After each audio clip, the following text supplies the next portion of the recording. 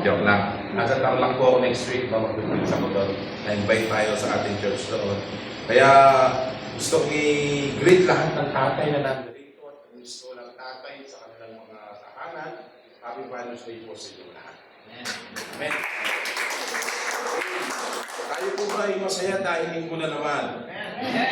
Sabi mo sa katabi mo, masaya ako dahil nandito ka. Alam niyo po, isang malaking blessing na tayo po ay magkakaroon ng time sa Lord. Sabi mo sa katabi mo, time. Hindi lahat nagkakaroon ng opportunity. Nakakalungkot ko, sa Facebook, makikita mo, may mga namatay. Tama? Ako yung aking matalik na kaibigan, at isang kaibigan ko rin na nawala na po. Sa isang kaibigan lamang, yung na-accident siya sa motor. Grabe, sabi ko, nawala naman ng contact sa LTO. Siya po yung contact ko sa loob ng LTO, nagtatrabaho ko sa LTO yun. Dahil kung natulungan na tao dahil sa tao na yun, yung mga hirap kumuha ng license, yung mga sagat sa pera, na pinag-iusap. Well, talagang ang buhay sa mundo napakaigli lang. Sabi mo sa katabi mo, buti na lang nandito ka. Gusto ko pag-usapan po natin sa umaga ito yung pagmamahal ng isang ama. Amen? Alam niyo po ang pagmamahal ng isang ama, isa po itong matinding sakripisyo. Tama po ba? Sino dito yung madalas nagsasakripisyo siya? Tignan mo nga yung katabi mo. Huwag na nagsakripisyo. Di ba? Madalas po ganyan eh. Kapag ang isang tao ay nagsasacrifice, talagang mahirap. Tama po ba? Pero alam niyo ba, may ama tayo na nasa langit na kung saan hindi lang siya gusto nagsakripisyo. Minahal niya ang tao sa mundo nito kahit na punong-puno ng kasalanan ng tao. Amen? Kaya yung pagmamahal ng isang ama, totoo man, napakahirap pantayan yan. Kahit masabihin mo na ikaw ay mayaman, na ikaw ay kilalang tao, na ikaw ay nasa laylayan, na ikaw ay hindi masyadong pamilya. Kapag ang pag-ibig ang umiral, tandaan natin ito kapag pagmamahal o pag-ibig ang umiral sa buhay ng isang tao, lalo na sa isang ama, handa niyang ibigay ang lahat. Amen? Handa niyang iwan ang lahat. Ito yun.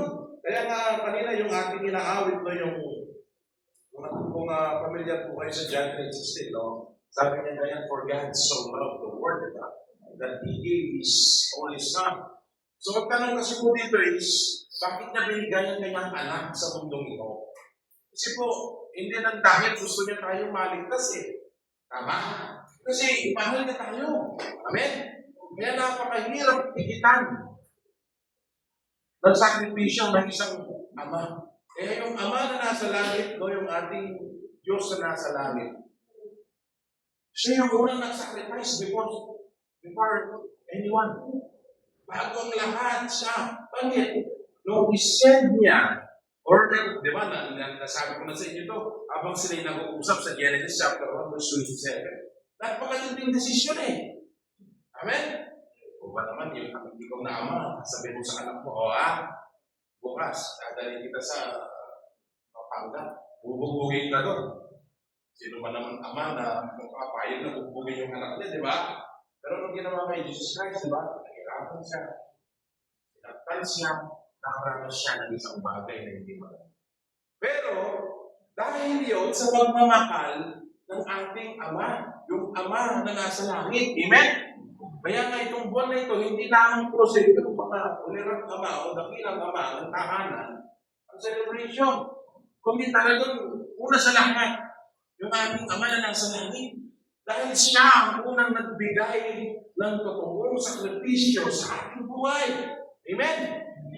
Kaya nga ang father figure, ang sinasabi nila na hugis ng isang ama, hindi mo madali Tama? Tatahanan, ama ang provider. Tama po ba? Tama ba? Kaya nga minsan makikita mo kung isang magulang at tatay, ginagawa niyang araw yung gabi ginagawa niyang araw. Bakit? Sakripisyo sabi mo, sakripisyo. Hindi makukuha o makikita ang tunay na bunga kasi ng pinagpaguran mo without sacrifice. Kaya nga madalas kahit na oras mo na lang para sa sarili mo, you are willing to deny. Di ba? Ang dapat kalimutan yung sarili mo para lang doon sa sinasacrifice mo na tao. Bakit? Iba kasi ang pagmamahal. Sa katabi mo, huwag na lang mahal kita. Di ba? Kaya nga sabi, kanina ng ating awitin, no? For God so loved the world, kaya na lamang ang pag-ibig ng ating Ama na nasa langit sa mundo. Kaya walang hindi napitinding sakripisyo dito sa mundo ito, kundi yung ginawa ng Ama. At nalintulad yan sa mga haligi ng tahanan. Sino ba yung mga haligi ng tahanan?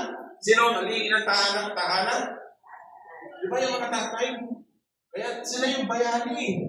Sila yung mga bayani ng ating tahanan. Bakit? Nasa-sacrifice, nag-iirap. Di ba? Ginagawa yung best para may tagulod ang pamilya mo. At magkaroon ka lang ng pambili ng sito, tsaka plus. Di ba? Gamot. Amen? Tapos, yung anak, siyempre tayo anak tayo, no? Madalas hindi natin alam yun. Ang alam lang natin, pengin ito, pengin yan. Bili mo ako nito, bili mo ako. Pero yung sakripisyo, kaya nga nung na-realize ko no, that there is a God of heaven, at tinanggap tayo, grabe yung pagmamahal niya, sugdulan. Amen? Sino mong tinanggap tayo? Tignan mo ang tao, di ba? Hindi naman perfecto ang tao. Pero bakit tinanggap ng Diyos? Kasi nga,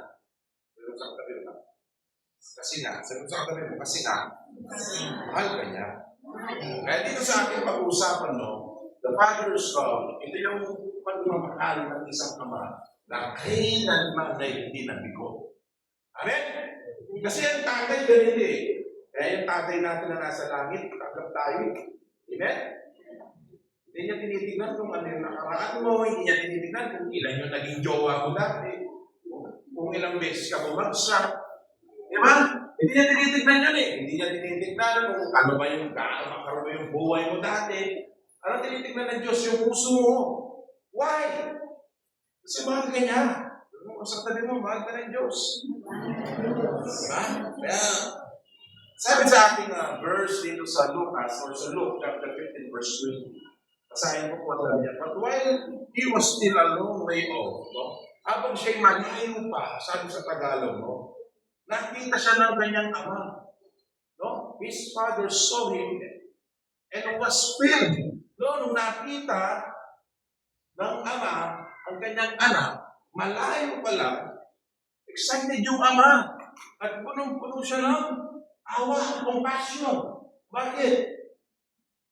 He ran to his son, threw his arms around him, and kissed him. Sa Tagalog, no, tumindig siya at umuwi sa kanyang ama. Ngunit habang siya'y malayo pa, nakita na siya ng kanyang ama. Sa habang at pagmamahal, patakbong sinalubong siya ng kanyang ama, niyakap at pinalikan. Hindi niya sinabi na sa pagaling. Ano naman ginawa ko? Siguro, nag-drugs ka na naman, no? Siguro, nag-cutting ka na naman, nag-bake ka na naman, no?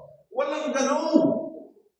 Nakita ng ama, yung kanyang anak, nasugatan.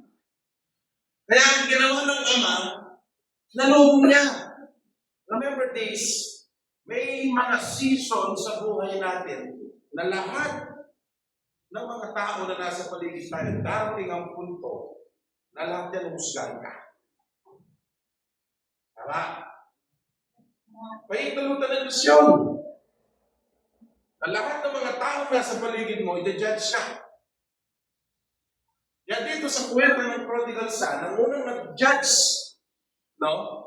Yung mga unang naging hukom na humatol is yung mga Pariseo.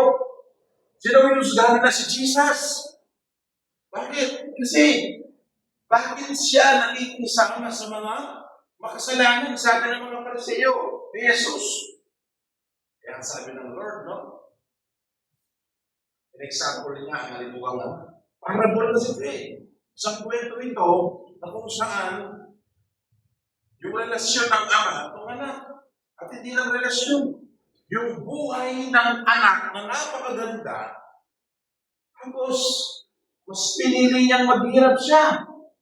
Di ba? Ganyan tayo minsan eh.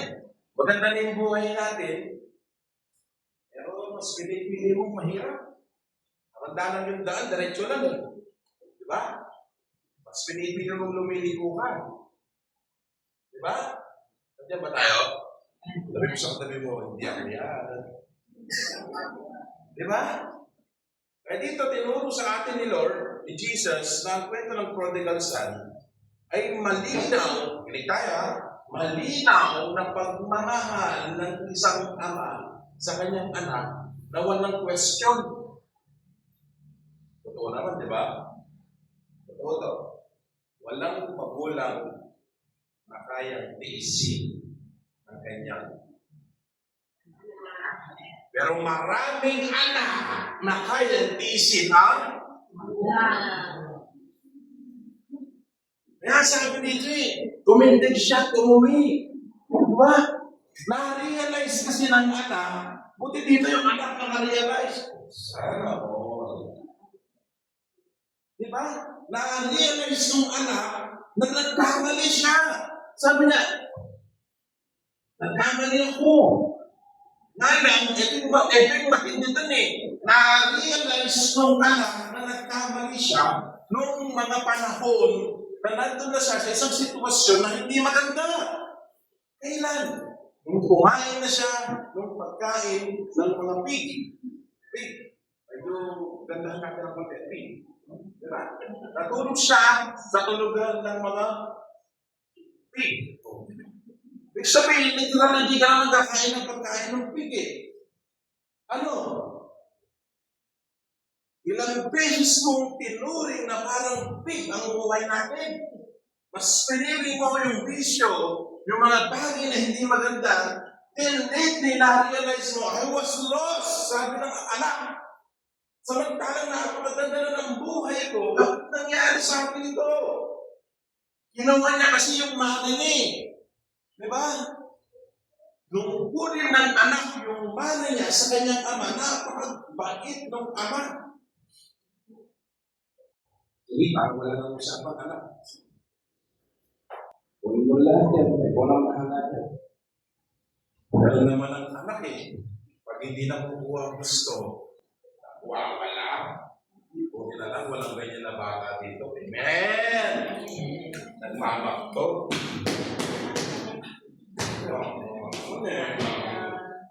Hindi na makapansin. Kunyari, galit sa tatay, galit sa nanay. Tama ba? Tumatama mga yun. Tapos sasabihin, wala na tatay ko. Minsan ba, tinanong mo sa tatay mo, Dad, tay, pa, kamusta ka na? Okay ka pa ba? Tinitiis ang puyat para sa iyo. Tinitiis yung masasakit na salita para sa iyo. Tinitiis yung araw na napakainit para sa iyo. Kaya ang ginawa ng amay. Kaya anong ginawa ng tatay dito? Di ba? Nung tumindig yung anak, na-realize yung tatay, nandiyan na yung anak ko, na-excited siya. Alala ko, na ako yung umuwi. Pinagtabuhin lang ni daddy eh. Pero kaya nag-ano ko, nagkakaroon ako ng tatay ko, nagmagulang. Oo. Mula, nung time na yun, na-realize ko, ang unang-unang kalaban mo minsan, tignan mo yung katabi mo, yung katabi mo na yan. Di ba? Minsan akala mo, ganito kasi yung mga bata ngayon eh. Akala nila, kung pinagalitan sila ng magulang nila, kalaban sila eh, no? Kalaban ko yung tatay ko eh. Kaya hanapin ko talaga yung pagmamahal. Kabuhay sa di ba? Tama ba? Lahat tayo na-realize yun. Nagawa natin yun. Tama po ba? Tama po ba? Lahat tayo naisip yun. Nung tayo, di ba? Nung tayo nakaramdam ng sermon sa ating mga magulang, anong naisip mo? Pinakumahal ng tatay ko. Pinakumahal ng tatay ko. Kapag hinihigpitan ka na, ano nangyayari? Hindi ko nasasakalaw. Gusto ko na magtrabaho? Pwede. Di ba? Trabaho, kaya ba? Mahirap. Di ba? Kaya minsan, dahil dito, nagmalaki yung anak eh. Pero ginawa niya yung mana niya. Lalayo na ako. Anong ginawa niya? Araw-gabi. Yun. Gumawa siya ng mga bagay na hindi maganda. Nilustan niya lahat ng yaman niya. Ano nangyari? Nung wala na siya, yung number one na enemy niya na para sa kanyang kalaban niya, yung pamilya niya, wala ulit, tinanggap siya ng pamilya niya. Amen? Naintindihan niyo ba yung sinasabi ko? Ang pinag-usapan natin yung pag-ibig ng Ama na kailanman hindi pwede pantayan ni naman. Kaya na ang tao, nung likhain ng Lord, no, sa Bible, makikita mo, yung lalaki talaga ang tatrabaho. Ang lalaki ang provider. Ang lalaki ang tinawag ng Diyos upang magbungkal. Ibig sabihin, you need to work. Anong gagawin ng babae? Submit to your wife and your husband. Amen? Magpasakot ka, yun lang ang gagawin mo. Hindi sinabi, paunahin mo yung sama mo. Yun lang, sorry. Sorry guys. Talo-talo muna tayo. Joke lang.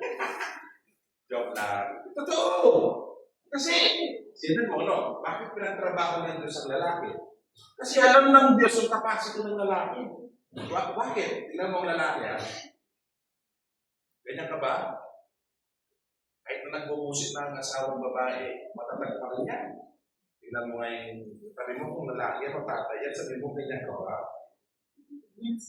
Di ba?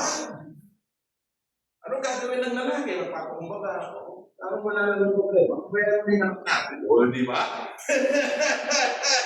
Tama po ba? Parang ayaw yung maniwala, ha?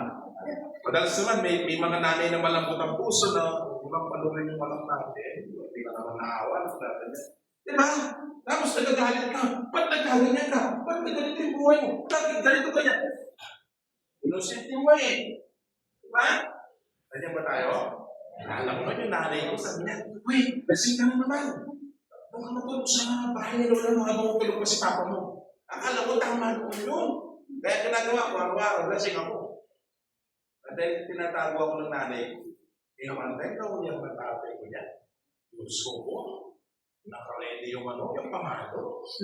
Yung pamalo pamantay, hindi naman yung normal na pamalo na, ngayon pag pinalo mo yung bata ng stick, diba? Pag pinalo mo yung bata nga ng stick, tapos kung kunyari, ginanyan mo lang ng konti, ganyan. Diyos ko, nung panahon namin ni Brad, sikmura ang umiyak. Pag umiyak ka. Gusto mo lang umiyak eh. Ikaw ba naman tatay mo yung tatay ko, tignan ko lang kung hindi naging ibay. Totoo. Umiyak ka, ibibigin kita. Sabi, gusto mo. One time yan, umiyak ko, pinagbog ako. Umiyak ako. Di ba mo kang uuwi na umiyak ka? Tinandaan ko yun. Yung nabalitaan niya, hindi na umiyak ako, nagpapaiyak. My point is, ang ibig ko sabihin, isang pagdating sa sakripisyo na may tuturing na bilang sa Ama. Tama po ba? Hindi madali. Amen? Amen. Hindi madali maging isang magulang. It takes a lot of sacrifice. Amen? Sabi mo sa katabi mo, para ano sa sakripisyo. Kaya yung kanta ni Fred Aguilar na anak, totoo yun. Nung isilang ka sa mundong ito sobrang saya ng nanay. Ang cute mo, ang tsa-tsa, di ba? Tapos kinaamoy-amoy po yung alam mo na yan, kilig-kilig. Di ba? Ngayong malaki ka na, ano nangyari sa'yo? Nais mong maging malaya, bakit? Napalo ka lang ng konti. Pablock mo na yung tatay mo. Di ba? Pablock mo na yung nanay mo. Magaling yung mga bata ngayon. Pagkita mo yung Facebook nila, walang picture, walang post, kasi pala naka-hide ka.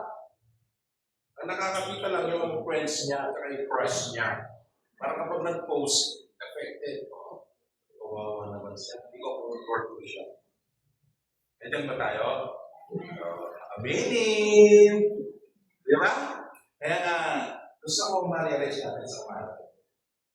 Ano pa katindi ang sakripisyo ng isang pamalaga na sa langit kung gagawin niya? Hindi. Bakit? Isinubo niya ang kanyang anak si Jesus.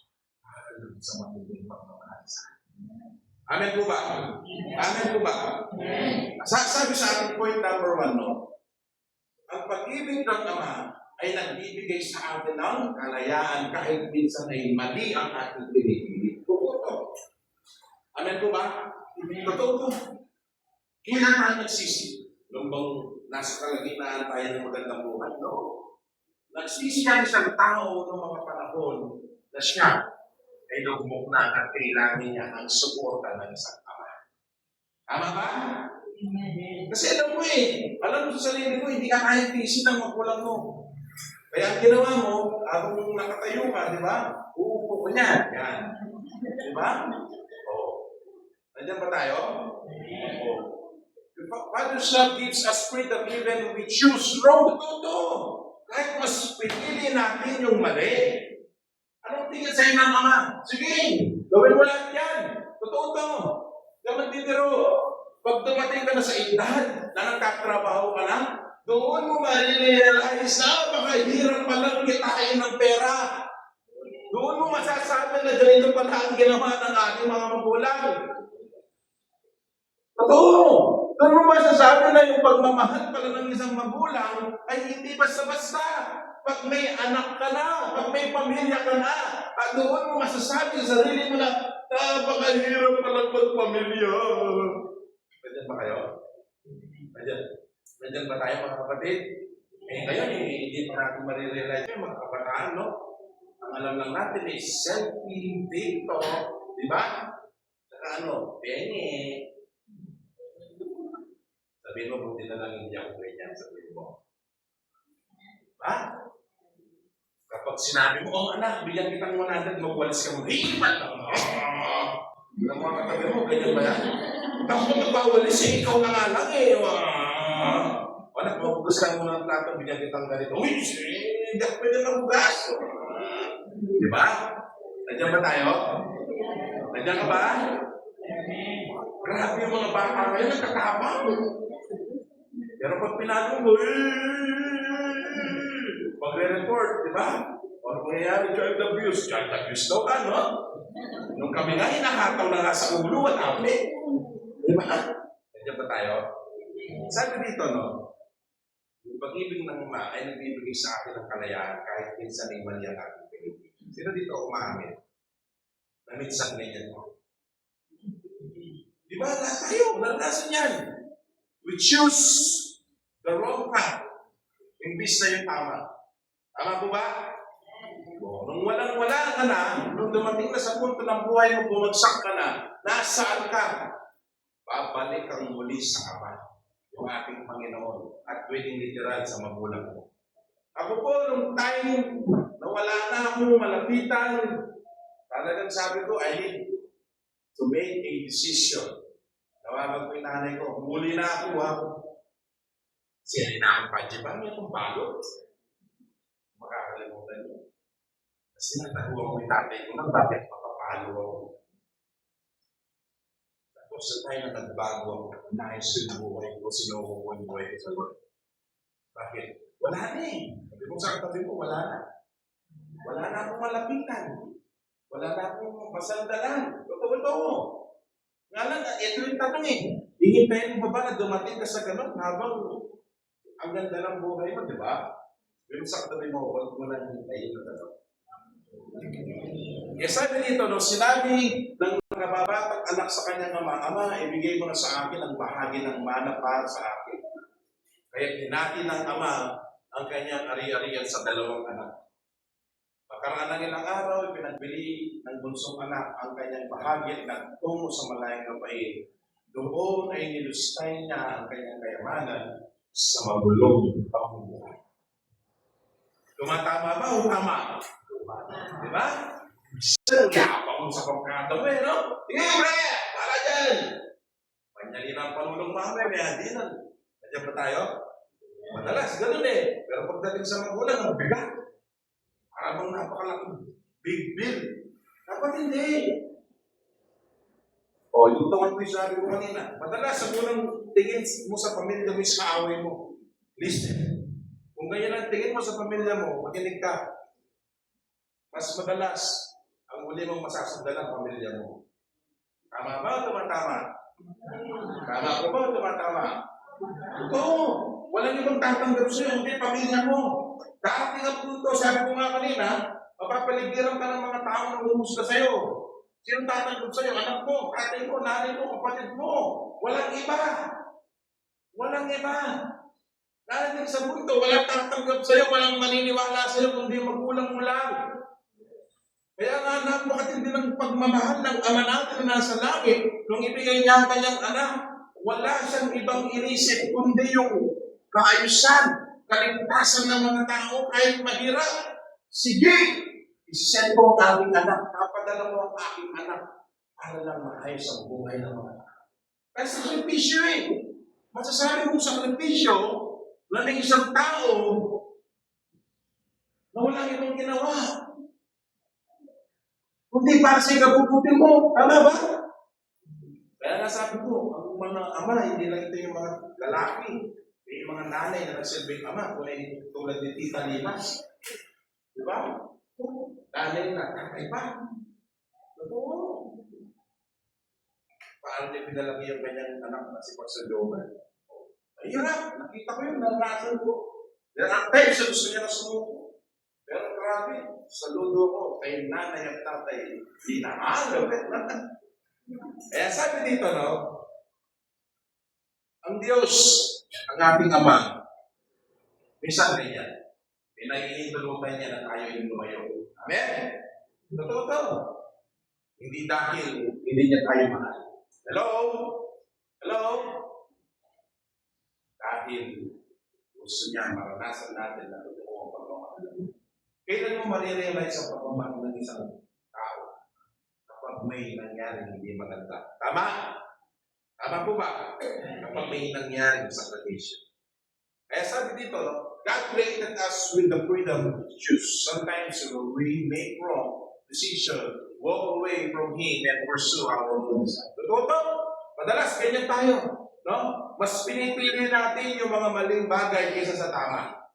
Then, someday, marirealize mo na, nagkamali pala ako. Ayaw mo bang sabihin yan? Kahit na nagkamali ka, ito ang sinasabi ng Diyos sa iyo. God still loves us. Amen? Mahal pa rin tayo ng Diyos. Bakit? Kasi sabi sa Deuteronomy, no? Choose life so that you and your descendants may live.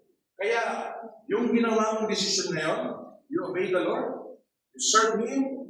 Aba, kapatid, ang kingdom of the Lord, inheritance. Ibig sabihin, namamana. Kung nagpakabuti ka sa paglilingkod mo sa Panginoon ngayon, asahan mo, yung anak mo, yung ako mo, hindi pa babayaan ng Panginoon. Bakit? Ginawa mo yung best mo bilang isang lingkod ng Diyos. We all like sheep have gone astray. Katulad, dati tayo parang mga tupa na walang pastol, nakawawa tayo. Kaya anong nakita ka ng Ama, anong sabi ni Lord sa'yo, di ba? Inaakan ka niya. Lord, pakasalan mo. Wala lang yung picture eh. Totoo! Walang ganon. Lord, ang dami kong pakukulang. Sarap nun, no? Pero wala kang ibang mararamdaman kundi yung pagmamahal ng ating Ama. Amen? Many people today are like the prodigal son. Totoo to. Running from God, searching for satisfaction in the world. But no matter how far we go, the Father's love continues to pursue us. Maraming tao ngayon para silang prodigal son. Hinahanap yung kung ano-ano kasiyahan sa labas. Nandiyan ba tayo? Hinahanap yung satisfaction. Ngunit kahit gaano pa tayo kalayo, kahit gaano pa natin hanapin yung mga bagay na hindi makakabuti sa atin, ang pagmamahal ng Diyos mananatili sa atin. Kaya before it's too late, kailangan na-realize natin anong gagawin mo sa buhay mo. Continue to serve the Lord. Sabi mo sa katabi mo, patuloy ka maglingkod sa Panginoon. The Father's love waits patiently for our return. Ito yung maganda. Habang tayo ay nalulunod sa kasalanan noon, hanggang ngayon, kung hanggang ngayon, ganyan ka pa rin. May naghihintay sa iyo. Sabi mo sa katabi mo, may naghihintay sa iyo. Yung aking Ama na nasa langit. Kaya kapatid, alam mo, you need to be strong. Kailangan mo magpakalabat. Kaya yung mga disciple nagtanong sa Panginoong Jesus, sabi na, Rabbi, how many times I will forgive these people? Ilang beses daw sila magpapatawad. Sabi ni Jesus, 77 times. Meaning, kamali siya, patawarin mo. Ganun ka naman ang buhay. Masarap mabuhay sa mundo nito. Pag-isip mo, wala kang kaaway. Wala kang kagalitan, wala kang kasamanan mo. Totoo. Nandiyan po ba tayo? Kaya sabi dito, no, pag-ibig ng Ama ay matyagang naghihintay sa ating pagbabalik. Sabi sa kami mo, balik na tayo. Kaya sabi dito, verse 20 ng Luke chapter 15, while he was still alone, habang malayo pa siya, nakita siya ng kanyang Ama. Amen? Nandiyan po ba kayo? Malayo ka man, malapit ka sa mata ng Diyos. Amen? Matagal ka nang nakita ng Diyos. Hello? Nandiyan po ba tayo? Matagal na tayo natagpuan ng Diyos. Tayo lang, isa lang lumalayo. Sabi mo sa tabi mo, lumalayo. The Father was watching and waiting. Habang siya'y nanonood sa pagbabalik mo, no? Naghihintay din siya sa muli mo. Amen? Wala. Walang binanggit na relihiyon dito. Ang relihiyon mo, galing mo. Sa lumaw. Father's love, relationship. Madalas, namimisinterpret na, ibang religion po, pastor, hindi tayo pareho. Okay. Sabi ko naman, sa religion mo ba, tinuturo bang law? Kung paano natin mahal ng tao. Amen? Kapag hindi tinuturo, well, mag-isip tayo. Kahit dito tinuturo natin yung pagmamahal ng Diyos. Ama. Kaya sabi dito, yung ating Ama is watching and waiting. Every day, araw-araw, he looked toward the road, expecting the moment of his son, to come. Totoo. Every day, hinihintay na ni Lord. Anak, yan ang mababalik. Hindi naman po ako nawala. Amen? Hindi naman po ako nawala. Sabi. Oh, kaya nyo lang. Tama ba? Hindi naman po ako nawala. Nandiyan lang po ako. Kahit nasa bahay lang ako, nagpipray naman ako. O, yan tayo eh. Ay, hindi mo sabi mo, hindi ako ganyan. Sabi mo, gusto ni Lord, umuwi ka sa bahay mo. Ito yung bahay ng Diyos. Di ba? Iba yung nasa bahay ka ng Diyos sa bahay mo. Sabi mo sa tabi mo, yes. This is the heart of God. Ano yun? He does not give up on His children. Amen? Hindi siya sumusuko sa'yo. Sabi mo sa tabi mo, ikaw ba? Sabi mo sa tabi mo, ikaw ba? Suko ka na ba? Madalas ganyan tayo eh. Pag binubuksan mo yung bintana, yung pinto na wala malabas siya isa. Diba? Madalas ganyan tayo. Pag may problema na, iniiwan mo na ang Diyos. Kaya ka na lang po ako mag-Diyos pag okay na. Okay na ganito, wala akong choice eh. Tatay ko pastor eh. Wala akong choice eh. Tatay ko leader eh. Kaya kailangan ko magsimba. Pero ano sabi ni Lord? Hindi siya sumusuko sa'yo. Kahit lagi kang ginigising na rin siya para yayayin ka. Nandiyan ba tayo? Kahit lagi kang kinukulit. Kasi makulit si Lord. Totoo? Madalas gusto mo na magpakamatay eh. Pero abang nagbumotor ka, na-realize mo, Jesus loves you. Kung ano pala ako ni Lord, may nakita ka doon sa likod ng tricycle. Di ba? Naisip mo na ba yan? Nakita mo na ba yan? Ako po, na-realize ko dati yan eh. Paabangga ko na sa aking motorsiklo noon eh. 15 years ago. May nakita ko. Alam sabi niya, God's with you. Uy, sabi ko. Totoo. Nandiyan ba tayo? Ang mga anak ng Diyos ay naghihintay lang sa atin. Palakpakan natin ang Panginoon. The Lord is patient with you, not wanting anyone to rest. Kaya nagtataka ka, kahit nakailang buwan ng Red Doors ka na, mahal ka pa rin Lord eh. Bakit? Malakas ka pa rin eh. Kahit nakailang kitip ka pa ng bait, hindi kayo usgan na rin eh. Bakit? Dahil sabi nila ito. O baka gawin mo light verse naman yan habang umiinom ka. Huwag naman. Sabi nila, paglaman niya ako kaya 2 buwan na lang. May dalawang bibig ka lang. Hindi ako nabigaro. Pag na-realize mo lang ang pagmamahal ng Diyos is solid, matindi, siguro titigilan mo yan. Hindi kita babawalan, hindi kita husgahan. Bakit? Kasi gano'n yung pastor ko sa akin noon. Never ako sinabihin ng pastor, bawal yan. No? Na-realize ko, nahiya ako sa Lord. Lord, napakatindi ng pagmamahal mo sa amin, tapos ganito. Akala lang nila ang mga born again, nanguhusgahan, no? Ang inuhusgahan mo sa sarili mo, hindi ang kapwa. Bakit? Kasi marirealize mo Nakapagmahal na mahal ka ng Diyos, marirealize mo na, I need to change my life. Kailangan mo magbago. Di ba? Tama mo ba? Ganyan ang kami. Nung nakita ka niya, hindi niya nakita yung nakailang Diyos ka na. Di ba? Hindi niya nakita yung nakailang higit ka na ng babe. Hindi niya nakita. Anong nakita niya? Yung sitwasyon mo, kawawa ka. Bakit? Pag nagkasakit ka, magkakaroon ka ng CKD. Ano yung may CKD? Ano yan? Chronic kidney disease. Bakit? Yosi pa mo. Diba? Alam ko mo ito. Ang ginamin mo, tubig na lang. Amen? Kanya po ba tayo? Sabi dito, no? As a father, has compassion on his children, so the Lord has compassion on those who fear him. Sabi sa Psalms 103 verse 12. Kung paano ang isang ama ay nahabag sa kanyang mga anak, gayon din ang Panginoon ay nahabag sa mga may takot. Marahil! Ibasa na natin in 3 to 1.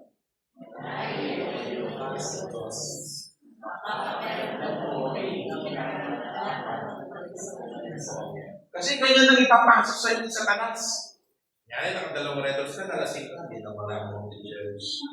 Ayusin ko mga buhay ko. Ano sasabihin sa inyo sa Satanas? Tama. Ayusin mo muna ang buhay mo. Pag maayos na ang buhay mo, wala kang vision kung magsimba. Maling kaisipan. Totoo, hindi po ako nagpipiro. Maling kaisipan yan. Ang simbahan, kaya tinayo, hindi para sa mga perfectong tao. Hospital yan ng mga mure.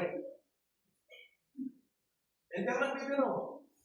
Hospital ng simbahan ng mga praning.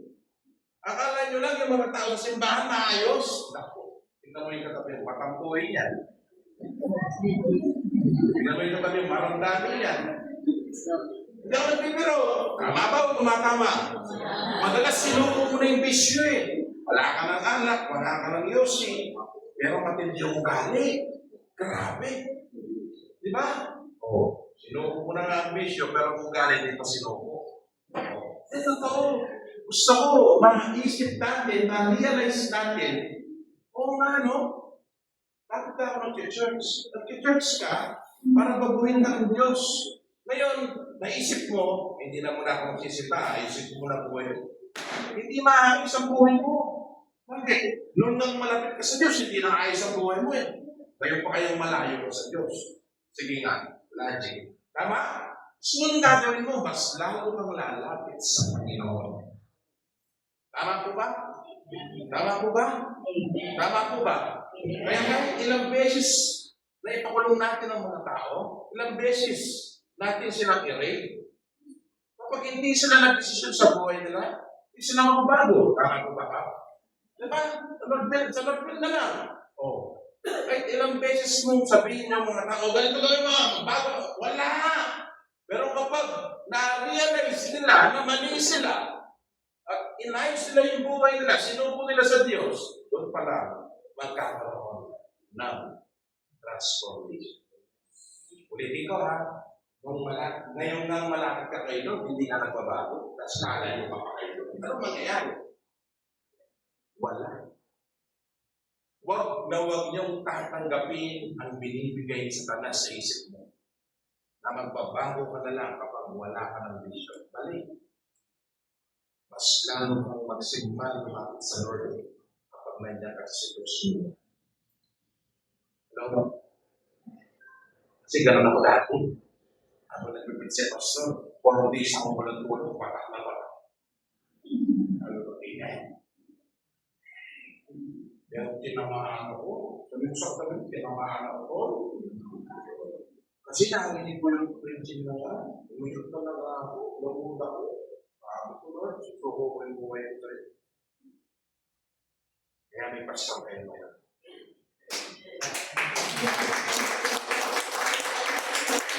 Hindi natin kailangan hingin ang opinion ng mga tao na humusga sa atin. It's time for you to judge yourself. Dapat ma-realize mo mahal ka ng Diyos. Ating nakakalas. Ma-realize mo yun.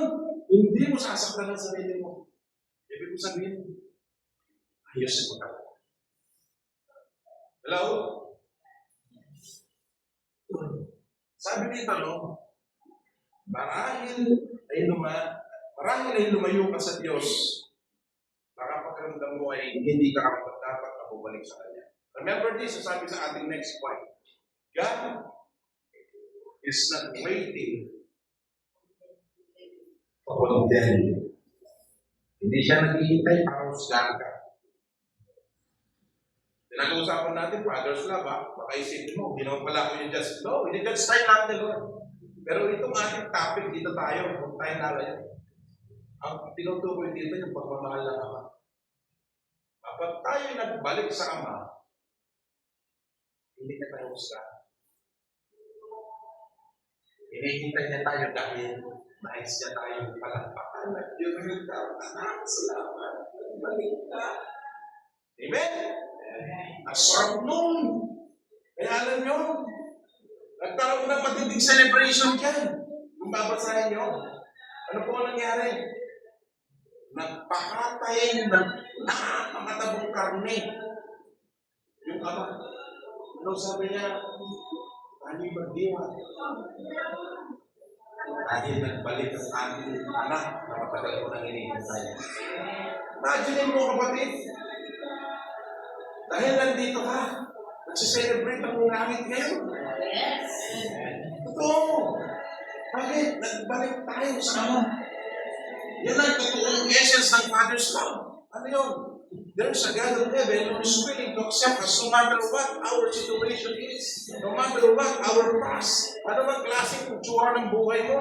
Okay, hindi ka nagbisyo. Okay, hindi ka naging masama. Pero tayo lumayo sa Diyos the moment we, di ba? Turn away to God, umalis tayo, lumayo tayo sa Lord. Anong tawag to? Hindi mo siya tinutulid, Ama mo.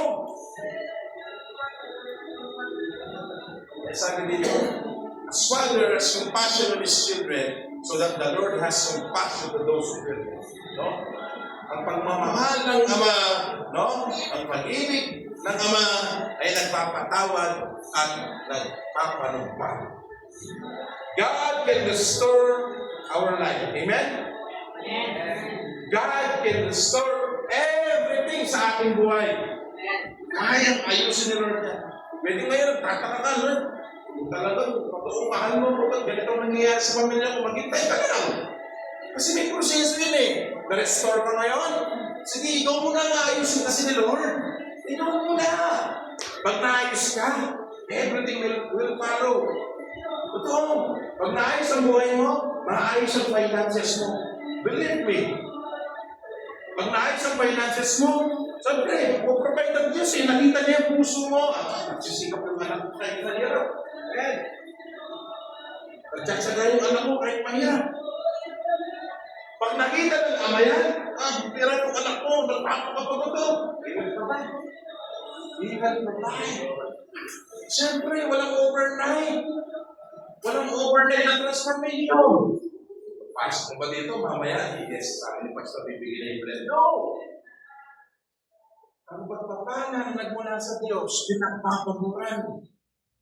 May kasamang tiwala at kapag sa pagdaling. Kapag ikaw ay inuusgahan, serve lang. Tuloy mo lang. Nahihirapan ka. Tuloy mo lang. Eh, ano nagbalik? Ano sabi? When the Son returned, the Father did not lecture him. Hindi niya ito sinabi, no! Imbis, no? Hindi niya sinabi, di ba sinabi ko sa inyo? He embraced him, clothed him with the best robe, gave him a ring, and celebrated his return. Diba? Binigyan niya ng bagong kapa. Alam niyo, ibig sabihin ng robe? Ibig sabihin niya, luma ng buhay, tinakuin na ng Ama. Binigyan niya ng bagong buhay. Then he gave him a ring. No? Ring. Alam niyo ba? Bilog yung ring. Eternal. Authority. Binigyan siya ulit. Ang authority ng Ama. Pinagkatiwalaan siya ulit ng Ama. Kahit na gaano nagkasala, tanggap kita. Sabi mo, ayaw na mahal ng ating Ama. Amen? Robert said something. The peace represented restoration. Hindi sinasabi mo ka. Anong tanggapin tayo ng ating mga tatay? Ang ating pamilya? Walang question. Wow! Siguro ang sermon ko.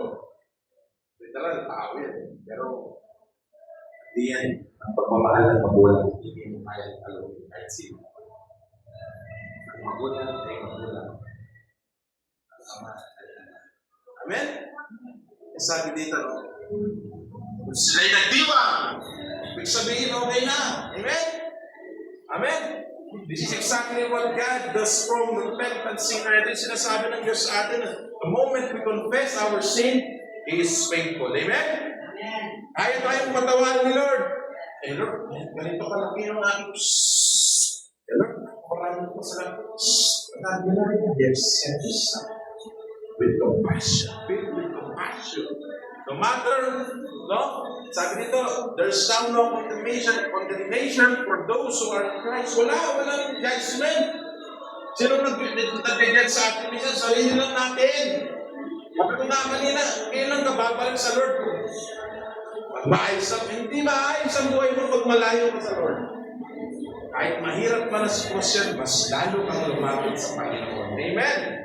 No matter how broken your past, maybe God's grace is greater. Tama ba? Kahit na gaano kahirap, sira ang iyong nakaraan, ang biyaya ng Diyos ay masigit pa.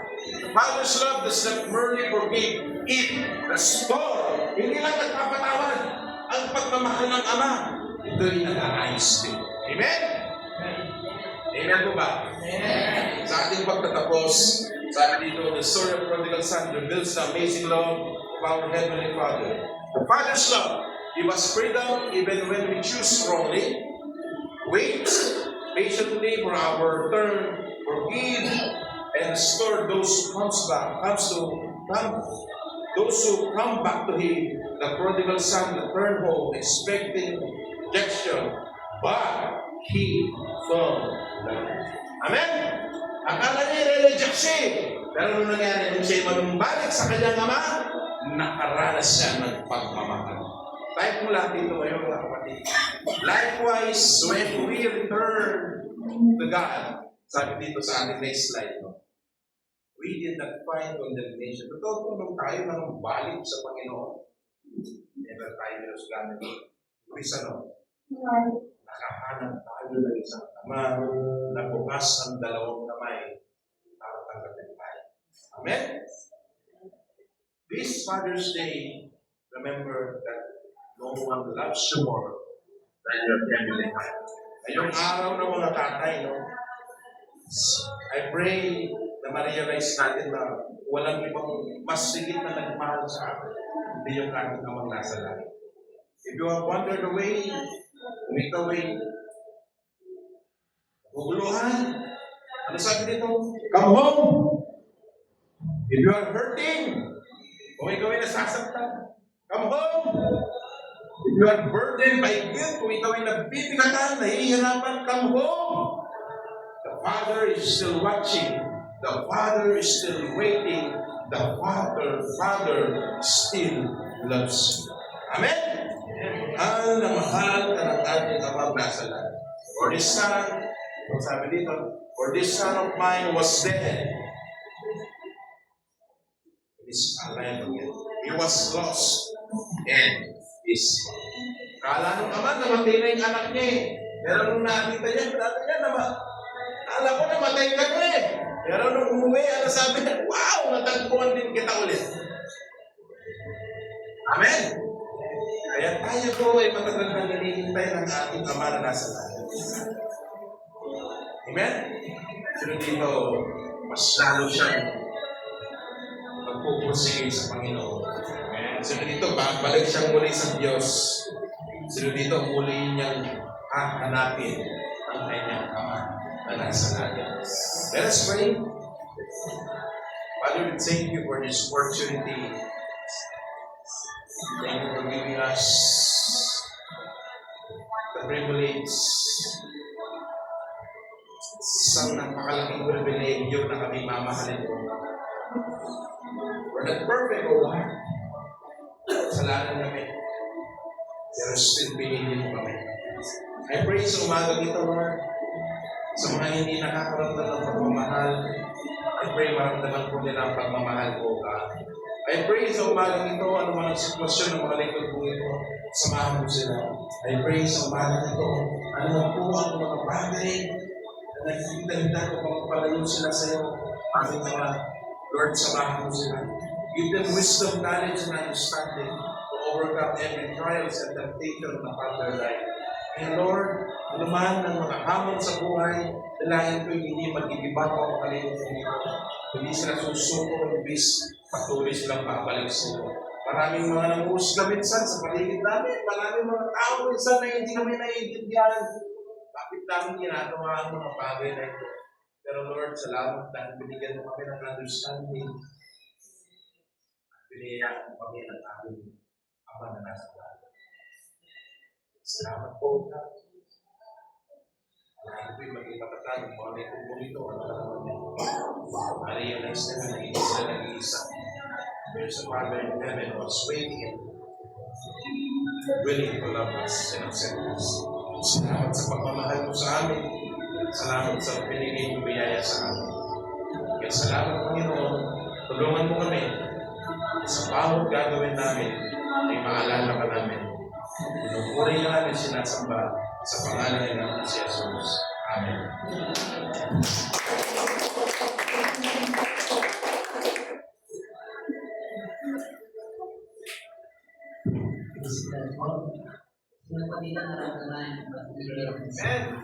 Amen. Napakabuti mo ng ating Ama, no? Na kahit anong lumipot pa, kahit gaano ka man nagpakalayo-layo, kahit anuman kasalanan ang nagawa natin, sa oras na tayo ay bumalik sa Kanya, handa niya po tayong tagalit. Tama po? Sa oras na tayo ay bumalik po sa Kanya. Sa oras na tayo ay bumabalik sa Panginoon, may mga bagay po na nawala sa atin na bumabalik. Naniniwala po ba kayo doon? Sa oras po na tayo ay nagbabalik, hindi lang po yung buhay natin, hindi lang po yung puso natin, maging sa financial po na estado ng buhay natin.